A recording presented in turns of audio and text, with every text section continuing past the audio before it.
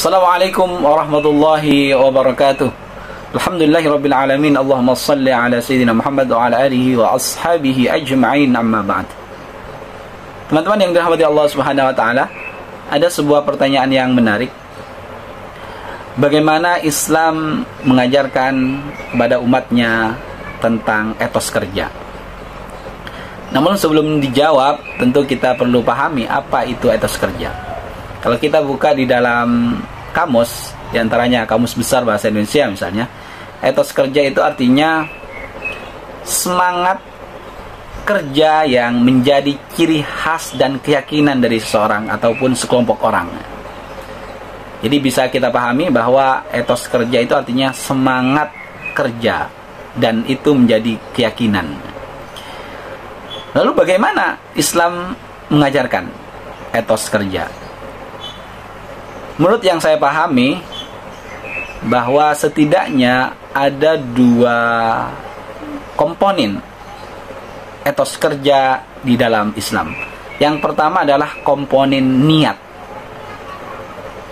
Bahwa seseorang bekerja di dalam Islam itu harus memiliki pondasi niat yang khas dan memiliki pondasi niat yang kuat. Apa niatnya? Tentu kita sudah pahami bahwa seorang muslim bekerja itu niatnya lillahi ta'ala. Mengapa demikian? Karena Rasulullah mencontohkan demikian. Di dalam sebuah hadis, kalau Rasulullah SAW, innamal a'malu binniyat. Sesungguhnya segala amal itu tergantung kepada niatnya. Dan ini relevan dengan apa yang difirmankan oleh Allah Subhanahu wa taala di dalam Quran surat Az-Zariyat ayat 51. A'udzubillahi minasyaitonir rajim. Wa ma khalaqtul jinna wal insa illa liya'budun. Allah berfirman, tidaklah aku ciptakan jin dan manusia kecuali untuk beribadah kepadaku.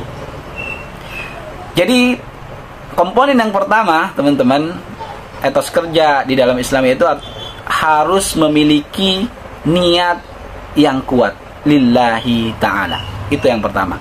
Kemudian yang kedua adalah komponen produktivitas. Rasulullah Muhammad SAW pernah menyampaikan bahwa al-mu'minul qawi khairun wa ahabbu ilallah minal mu'minid dha'if.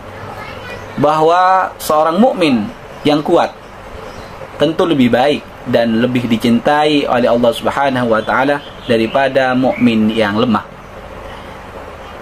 Para ulama kita menafsirkan kata al-qawi di situ atau al-mu'minul qawi itu apa yang dimaksud? Al-mu'minul qawi yang dimaksud adalah quwwatul iman, yaitu kekuatan iman. Kalau mungkin bisa kita tafsirkan lebih luas ya, bahwa seorang mukmin yang kuat itu adalah seorang mukmin yang memiliki keimanan yang kuat.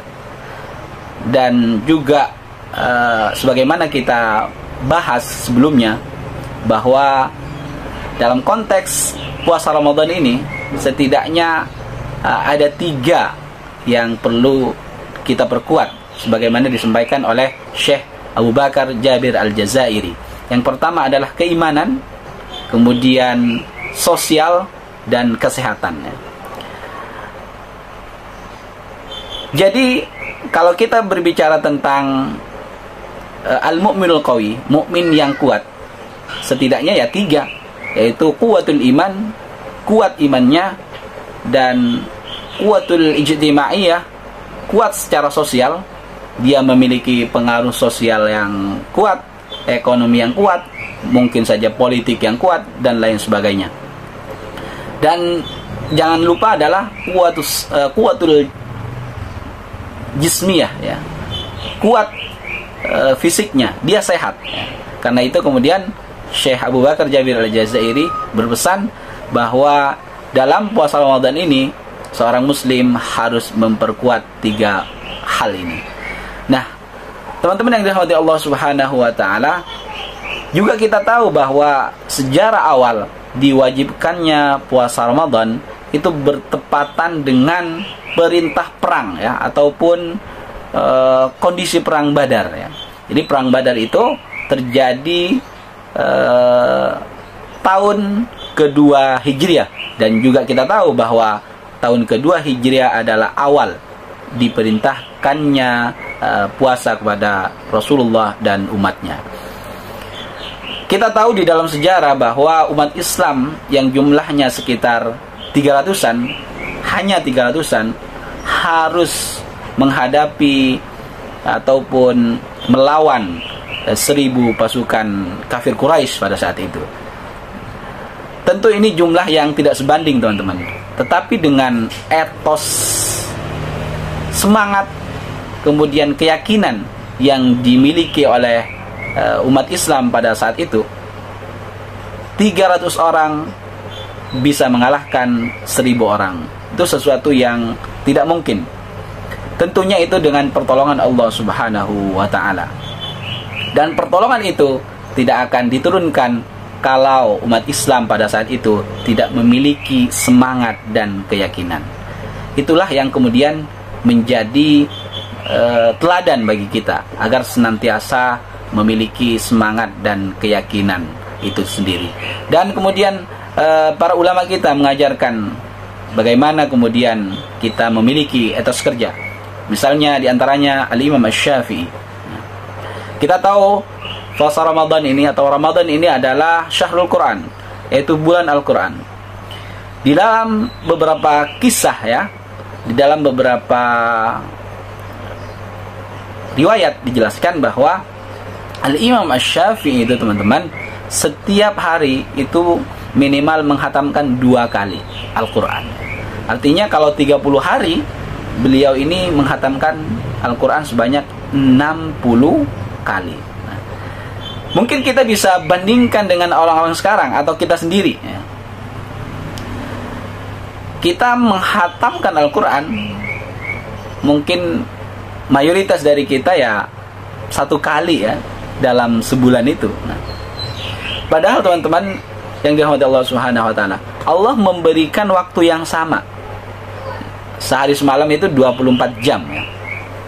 Kalau kita hanya membaca Al-Quran 1 juz, berarti 24 dikali 1. Jadi nilai produktivitasnya hanya 1. 24 kali 1 sama dengan 24 jam. Tapi 1 hari 1 malam menurut Al-Imam Asy-Syafi'i itu bukan 24 jam, tapi lebih dari itu. Beliau bahkan bisa menghatamkan 2 kali. Artinya kalau menghatamkan 2 kali berarti beliau membaca setidaknya 60 juz ya. 60 juz. Artinya kalau 24 dikali 60 itu 1440 jam. Jadi sehari semalam menurut Al-Imam Asy-Syafi'i itu bukan 24 jam, tetapi 1440 jam. Itulah nilai produktivitas bagi orang-orang yang soleh, bagi orang-orang yang produktif di dalam hidupnya. Begitupun di dalam bekerja, seseorang ketika memiliki niat yang benar lillahi ta'ala dan kemudian memiliki keyakinan bahwa Allah lah yang mengatur segala sesuatu dan tidak ada yang tidak mungkin ya.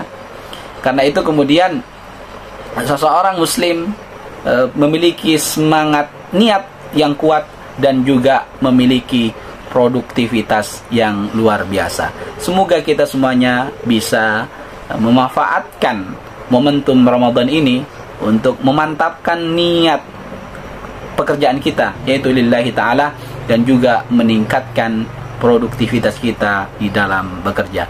Wallahu a'lam bissawab. Semoga bermanfaat. Subhanakallahumma wa bihamdika asyhadu an la ilaha illa anta astaghfiruka wa atubu ilaik.